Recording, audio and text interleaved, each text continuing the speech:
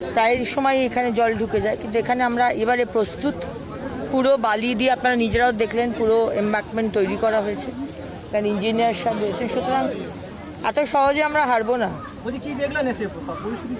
পরিস্থিতি ঠিক আছে, জলটা অনেকটাই নিচুতে আছে।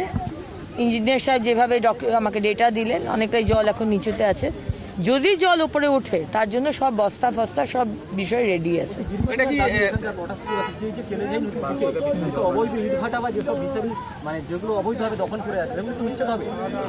অবশ্যই উচ্ছেদ হবে, কারণ আমরা তো ইল্লিগাল কাজ থেকে পয়সা তুলি না।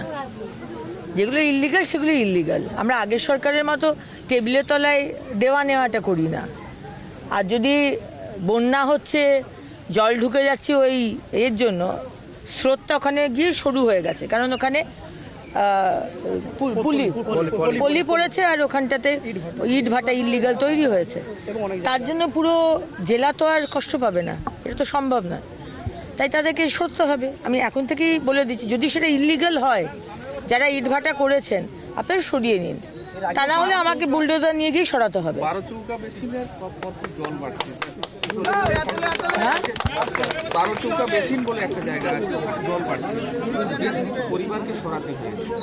বারোচৌকা মেশিনটা কোথায়? মানুষকে সরাতে হয়েছে, বিভিন্ন জায়গায় সরাতে হয়েছে। হলদিয়া টাউনে সরাতে হয়েছে, দুর্গাচক, সুতাহাটি, পটাশপুর, সব জায়গায় সরাতে হয়েছে, এবং সেখানে স্কুল কমিউনিটি সেন্টারে নিয়ে যাওয়া হয়েছে। ওটাই কথা বলছিলাম ডিএম সাহেব। মুখ্যমন্ত্রী বলে দিয়েছেন 2 কোটি মুখ্যমন্ত্রীর ডিজাস্টার ম্যানেজমেন্ট থেকে কালকে ইমিডিয়েটলি দিয়ে দিয়েছেন, এবং আজকে কিছুক্ষণের মধ্যে টাকা চলে আসবে, টাকা ডিস্ট্রিবিউট হয়ে যাবে। বিডিও, এসডিও, ডিএম সবার আলাদা আলাদা টাকা দিয়ে দেওয়া হবে। এবং আগের সরকারে আমরা যেটা দেখেছিলাম, টাকা পৌঁছেছে কিন্তু টাকা মানুষের কাছে পৌঁছয়নি। তিরপলটা মানুষের কাছে পৌঁছয়নি, খাবারটা মানুষের কাছে পৌঁছয়নি, ওষুধটা মানুষের কাছে পৌঁছয়নি। এবারে কিন্তু পৌঁছবে, যে বেনিফিশিয়ারি তার অবধি জিনিসগুলো পৌঁছবে, এটা আমরা ইনশিওর করবো। এই খালটি বারে বারে সংস্কারের অভাবে জল উপচাতে দেখা যায়। আতঙ্কের ব্যাপার, বৃষ্টির জলের থেকে খালের জলটা বেশি মানুষের কাছে আতঙ্কের বিষয়। এই খালকে সংস্কার করা সম্ভব? কেন সম্ভব নয়? এটা কি কোনো কি বলবো, জুপিটারে যাওয়ার তো কোনো বিষয় নয়।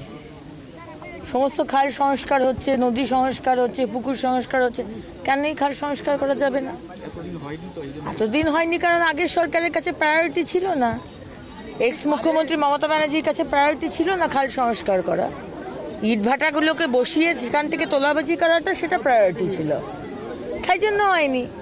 আমাদের কাছে তো তোলাবাজি করাটা প্রায়োরিটি নয়, আমাদের কাছে সংস্কার করে মানুষকে সেবা করাটা প্রায়োরিটি। তাই লোকের কাছে প্রায়োরিটি ইজ ডিফারেন্ট। এবারে কাজটা হবে, আর মাননীয় মুখ্যমন্ত্রী শুভেন্দু অধিকারী রয়েছেন, তিনি পাঠিয়েছেন। বর্ষার পরেই আজকে রাস্তা বলুন, খাল বলুন, আজকে 2টো ব্রিজ তৈরি হতে চলেছে, সবকিছু হবে। মুখ্যমন্ত্রী আজকে আসছেন হলদিয়াতে, এই নিয়ে কি বৈঠক হবে? আমরা রিপোর্ট পাঠাচ্ছি মাননীয় মুখ্যমন্ত্রীকে। কাল থেকে আমাদের আবার অন্য কাজ রয়েছে, তাই মাননীয় মুখ্যমন্ত্রী বলছে রিপোর্টটা পাঠিয়ে দিতে। উনি 5:30 নাগাদ হলদিয়া পৌঁছবে, তারপর উনি আমাদের আধিকারিকদের সাথে বসবেন।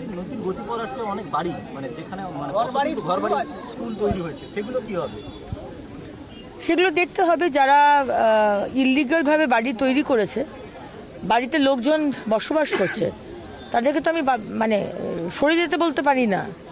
সেই বাড়িটাকে যদি আমাকে রাখতে হয়, তাহলে ইঞ্জিনিয়ারিং ওয়াইজ কী করতে হবে সেটা দেখতে হবে।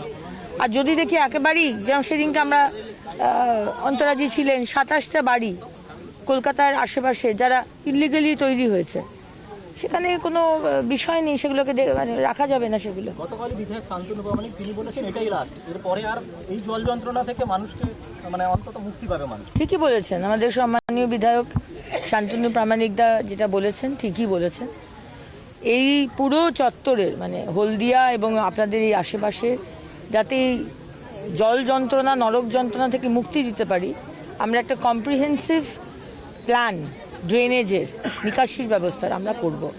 সেটা 100 দিনের মধ্যে সম্ভব নয়, এটা আপনারাও জানেন। এটা বসে ভালো যারা এক্সপার্ট সারা ভারতবর্ষে যারা নামকরা এজেন্সি রয়েছে, তাদেরকে নিয়ে কাজ করে, যেরকম কলকাতায় দরকার, যেরকম হলদিয়ায় দরকার, আমরা এটা করছি। একটু সময়